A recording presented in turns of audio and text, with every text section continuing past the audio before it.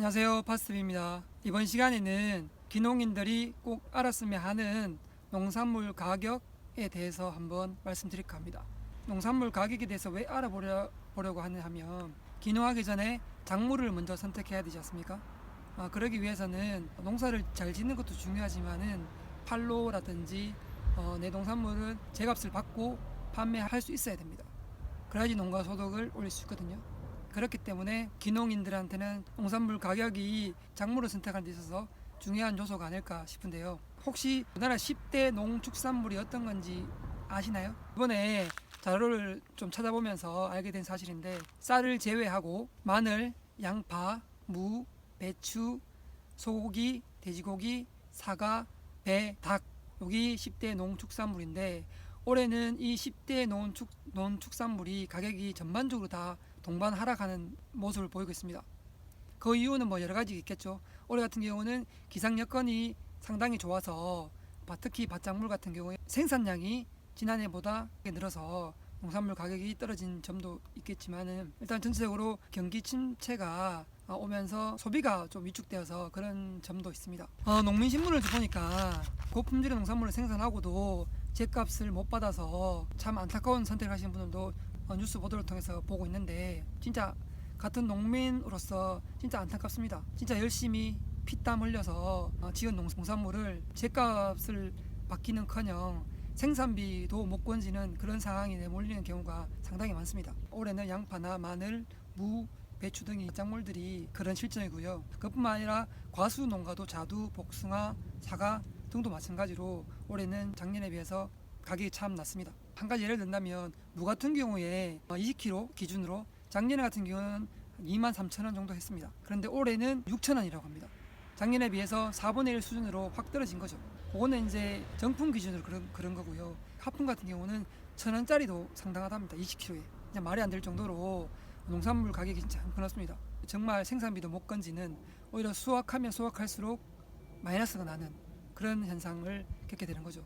그나마 제가 짓고 있는 참외 같은 경우는 생산지가 한정되어 있고, 참외 출하는 2월부터 8월 때까지 출하하지만은 주로 생산하는 5월 달까지는 이 타 과일들이 많지 않아서 귀농하기 전에 그런 점들을 알고 있으면 내 작물을 어떤 작물을 선택해야 되는지 큰 도움이 되겠죠.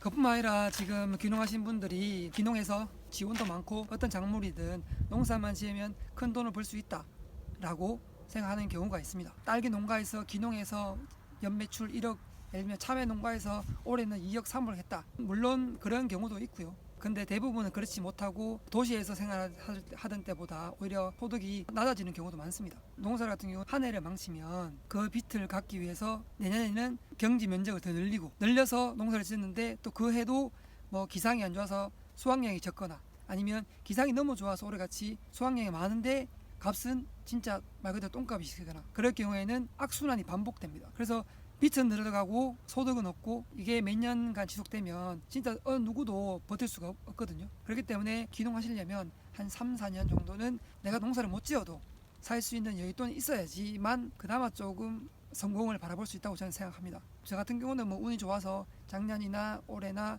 농사가 망치지는 않았습니다. 그냥 기본 정도는 했다고 생각되는데, 앞으로 귀농하실 분들은 어떤 작물을 선택할 건지, 공판장에 납품했을 때 안정적인 가격을 받을 수 있는지, 아니면 내가 직거래를 통해서 직접 소비자한테 판매할 수 있는 품목인지, 저장할 수 있는 저장성도 중요할 거고요. 그 다음에 그 시기별, 아니면 내가 귀농하려는 지역에 그 동네에서 많이 하는 작물이어서 작목반도 구성되어 있고 그와 관련된 정부 지원도 많은지, 그런 것들을 꼼꼼히 따져봐야 합니다.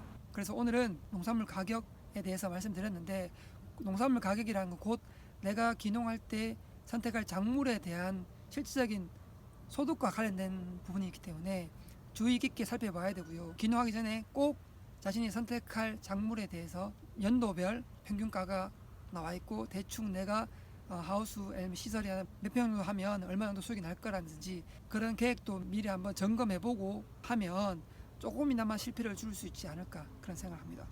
오늘 농산물 가격에 대해서 짧게 한번 이야기해 보았고요. 저도 내년 농사를 위해서 참외하우스 밭장만을 시작했는데, 보름가량 쉬다가 다시 하려니 뭐 힘들긴 한데, 내년에는 조금 더 잘 될 거라는 희망을 갖고 하기 때문에 육체적으로는 힘들지만 마음은 즐겁습니다.